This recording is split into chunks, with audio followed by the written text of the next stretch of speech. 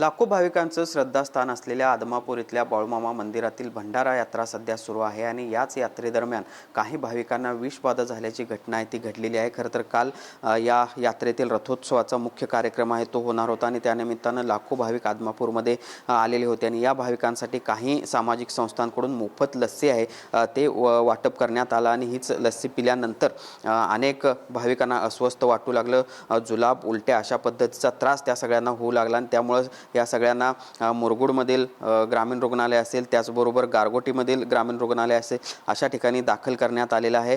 मुरगुडमध्ये जवळपास 35हून अधिक जे भाविक आहेत त्यांना या ठिकाणी ॲडमिट केलेलं आहे, त्यांच्यावर उपचार सुरू असल्याचं आपल्याला बघायला मिळते। सगळ्यांची प्रकृती सध्या स्थिर असली तरी अजूनही आपण बघू शकतो की त्यांच्यावर या सगळ्या ग्रामीण रुग्णालयामध्ये उपचार सुरू असल्याचं आपल्याला बघायला मिळते। अशीच परिस्थिती गारगोटी ग्रामीण रुग्णालयामध्ये देखील आपल्याला बघायला मिळते आणि त्यामुळं एकूणच ज्या पद्धतीनं काही सामाजिक संस्थांकडून हे लस्सी वाटप करण्यात आल्याने ज्यांनी ही लस्सी पिली त्यांना हा सगळा त्रास झाल्याचं प्रथमदर्शनी निदर्शनाला आलेलं आहे। वेगवेगळ्या गावातून किंवा राज्यातल्या वेगवेगळ्या भागातून हे सगळे भाविक जे आहेत ते या ठिकाणी आलेले होते। भाविक आहेत आपल्यासोबत, बोलूयात। काय सांगाल, कुठून आला होता आणि काय नक्की झालं? मी बीड जिल्हा धारूर तालुक्यातून निमला गावातून आलेलो आहे। मी प्रवास करत बाळूमामाच्या इथं शनिवारी आलो समजा इथे।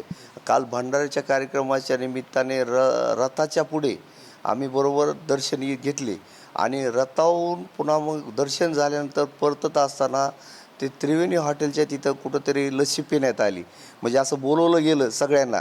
उन्हाचा म्हणजे 12-1च्या दरम्यान वापस जात असताना तिथं लस्सीचा प्रोग्राम ठेवण्यात आलेला होता आणि त्या ठिकाणी एवढ्या लोकांनी लस्सी पिली की जवळपास 100-200 पेशंट माझ्यासोबत ॲडमिट होते आणि काय त्रास झाला? लस्सी उलटी 10-12 वेळेस उलट्या झाल्या आणि जुलाब एवढे तर असं पॅन्टसुद्धा म्हणजे हे करू देत नव्हतं एवढं चांगल्या प्रकारे, म्हणजे एवढं की जुलाब एवढे की 10-12 वेळेस जुलाब झाले। उपचार इथं एका माणसाला कमीत कमी 4-5 लाईन आणि 4 इंजेक्शन गोळ्या आणि हे एवढं ह्या मुरगुड दवाखान्याचं हे म्हणायचं आमच्यावर की असं डायरेक्ट उचलून लोक ॲम्ब्युलन्समध्ये बाळूमामाच्या तिथून ॲम्ब्युलन्समध्ये आणण्यात आलं आणि इथं ॲडमिट केलं। इथं एवढी चांगल्या प्रकारची सेवा दिली ह्या दवाखान्यामध्ये की पाहिलं आपण कशा पद्धतीनं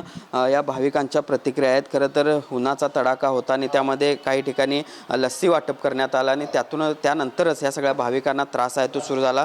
विशेषतः महिला भाविकांना याचा मोठा मनस्ताप आहे तो देखील सहन करावा लागला। सध्या या सगळ्या भाविकांची प्रकृती स्थिर आहे, मात्र त्यांच्यावर अजूनही मुरगुडमधील ग्रामीण रुग्णालयामध्ये उपचार सुरू असल्याचं आपल्याला बघायला मिळते। जर्नलिस्ट सुनील काटकरसह भूषण पाटील, TV9 मराठी, मुरगुड।